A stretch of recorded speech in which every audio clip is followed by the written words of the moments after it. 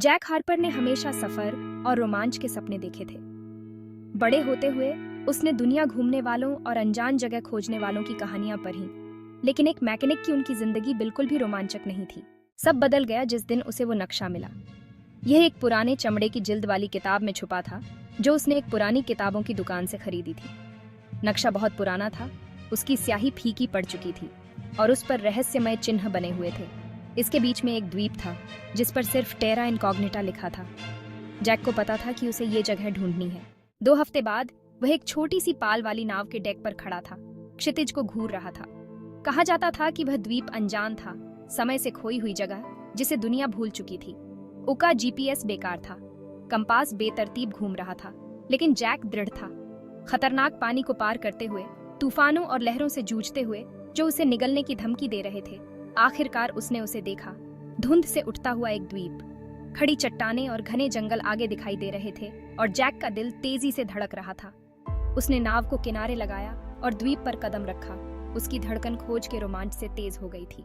यह द्वीप अजूबों की जगह था। अजीब रंगीन पौधे झाड़ियों में लिपटे हुए थे और ऐसे जानवर जिन्हें जैक ने पहले कभी नहीं देखा था, परछाइयों से उसे देख रहे थे। लेकिन सबसे आश्चर्यजनक खोज अभी बाकी थी। जंगल के अंदर गहरे जैक को खंडहर मिले। पत्थर के मंदिर बेलों से ढके हुए थे। उनकी नक्काशी में प्राचीन देवताओं और रस्मों को दर्शाया गया था। वह आगे बढ़ता गया, एक अकठनीय खिंचाव महसूस कर रहा था। खंडहरों के बीचों बीच उसे एक विशाल पत्थर का दरवाजा मिला जो सदियों से बंद था। जैसे ही जैक पास आया, दरवाजा खुलने लगा और एक कक्ष का पता चला जो कल्पना से परे खजानों से भरा हुआ था। सोना, जवाहरात, एक उन्नत सभ्यता की कलाकृतियां, सब कुछ समय से अछूता था। कक्ष के केंद्र में एक चौकी थी और उस पर एक चमकता हुआ क्रिस्टल था जो ऊर्जा के साथ धड़क रहा था। जैक क्रिस्टल की ओर खींचा चला गया। जैसे ही उसकी उंगलियां उसे छू गईं, जमीन हिल गई, द्वीप बदलने लगा, आकृतियां बदल गईं, परिदृश्य बदल गए और जैक को एहसास हुआ कि द्वीप जिंदा है, क्रिस्टल की शक्ति पर प्रतिक्रिया कर रहा है। लेकिन द्वीप के जागने के साथ ही खतरा भी आ गया। शांतिपूर्ण जानवर आक्रामक हो गए। एक बार साफ आसमान तूफानी बादलों से अंधेरा हो गया और जंगल खुद जैक पर बंद होने लगा। उसने क्रिस्टल पकड़ा और भाग गया, खंडहरों के बीच से भागता हुआ, हर कदम पर द्वीप के क्रोध से जूझता हुआ।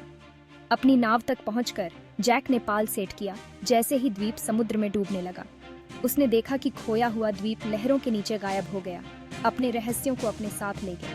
क्रिस्टल उसके हाथ में अभी भी चमक रहा था। उसके साहसिक कार्य का बस इतना ही रह गया था। जैसे ही वह घर के लिए रवाना हुआ, जैक को पता था कि उसकी जिंदगी अब पहले जैसी नहीं रहेगी। दुनिया को इस बात का अंदाजा नहीं था कि अज्ञात में क्या अजूबे और खतरे हैं, लेकिन जैक ने उन्हें देखा था और वह अपने दिल में जानता था कि उसका रोमांच अभी शुरुआत ही था।